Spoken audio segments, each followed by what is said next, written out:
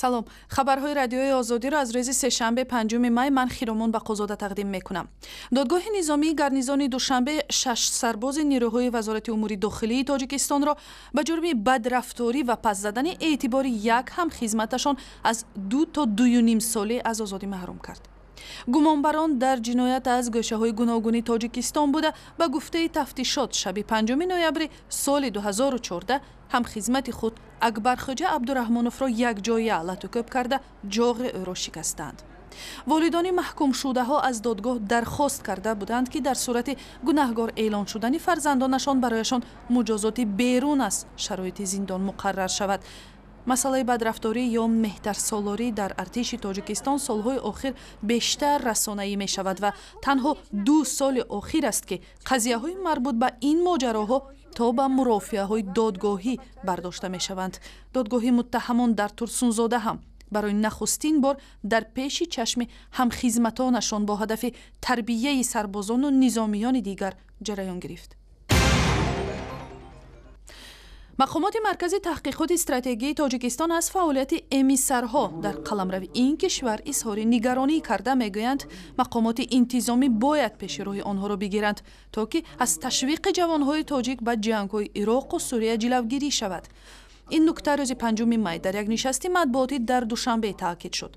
تحقیقات معین کرده است که به حیث گماشته ها یا امیسرها اکثر وقت دانشجویان تاجیک دانشگاه‌های اسلامی در خارجه آماده می شوند و بعد بازگشت به تاجیکستان تلاش می کنند تبلیغات ایدئولوژی تندگرای مذهبی را به راه مانند.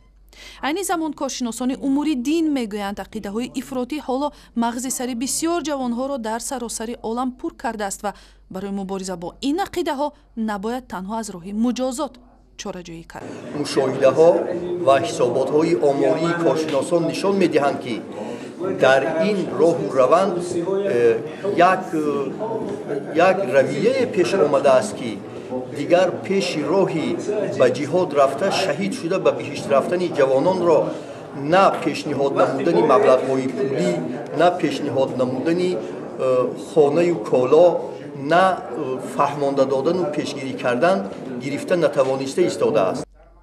در همین حال رهبر تحقیقات انجام شده مرکز پژوهش‌های استراتژی خدایبردی خالق نظر میگوید عقیده‌های افراطی و تبلیغگران آنها حتی مخصوص به زندان‌ها به عنوان جنایتکار راه یافته پشت پنجره تلاش میکنند شماری طرفداران جنگ‌های خارجی و عقیده‌های تندروی مذهبی را افزایش دهند.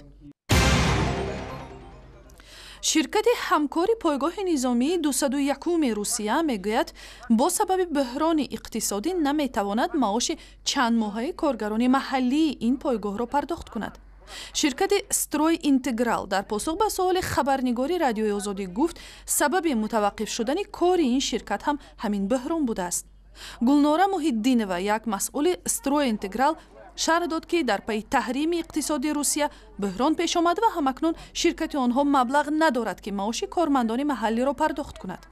خانم محیدینова گفت شکایت 20 کارگری از برکنارشوی عرض کرده درست نیست. در واقع روز 30 اپریل قرارداد این شرکت با پایگاه و همینطور با کارمندان محلی به پایان رسیده است. چندین ماه است که گروه کلان کارگران پایگاه 201 در کۆلоб از پرداخت نشدن معاششان شکایت میکنند. با شروع جنگ در اوکراین و محکومیت غرب از دخالت نظامی روسیه به امور این کشور، اروپا و غرب اقتصاد روسیه را تحریم کردند. در شهر خوجند اخیراً در همایش با شرکت نمایندگان دولت، سازمان‌های ژورنالیستی، مسئولان سازمان‌های بین‌المللی و کارشناسان برنامه ضد بحرانی برای وسایط اخبار عامه به بررسی گرفته شد. یک رادیو نمیتواند از اینترنت استفاده برد یا که یک رادیو یا تلویزیون نمیتواند سامانه اینترنتی خودش افتتاح کند و در آن مواد آدیو ویدیوی خودش گذارد. و همین خاطر ما از جانب اشتراکداران کنفرانس یک پیشنهاد هم شد که باید این مسئله در نزد مقامات با صلاحیت مطرح کرده شود، همزمان زمینه‌های حقوقی برای فعالیت چند رسانه‌ای وسایل اخبار عامه فراهم آورده شود.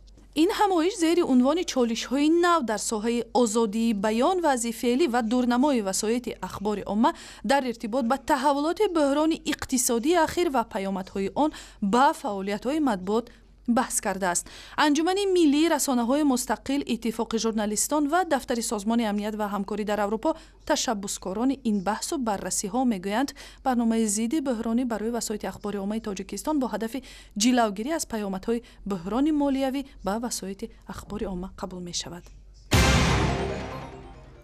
در دوشنبه ساختمان یک مرکز نوی طبی انجام شد که خشت اول آن هنوز 4 سال پیش گذاشته شده است. این مرکز طبی بسیار ساحوی که با 350 میلیون سامانی ساخته شده است برای معالجه 650 بیمار به کار می رود. مسئولین میگویند که حالا تنها مسئله تامین این مرکز با تجهیزات زمانوی طبی است که توان معاینه و معالجه بیماران را داشته باشد. از روی مقررات تامین تجهیزات مرکزی نوی طبی که پایتخت 90 نام گرفته است بر اساس آزمون صورت میگیرد. با تمنای اینکه هیچگاه درد را نبینید، شما را دعوت میکنیم برای دریافت اخبار و ویدیوی بیشتر به سایت اینترنتی رادیوی آزادی، شبکه‌های اجتماعی فیسبوک، توییتر، یوتیوب و هم ضمیمه رادیوی آزادی برای تلفن همراه مراجعه کنید.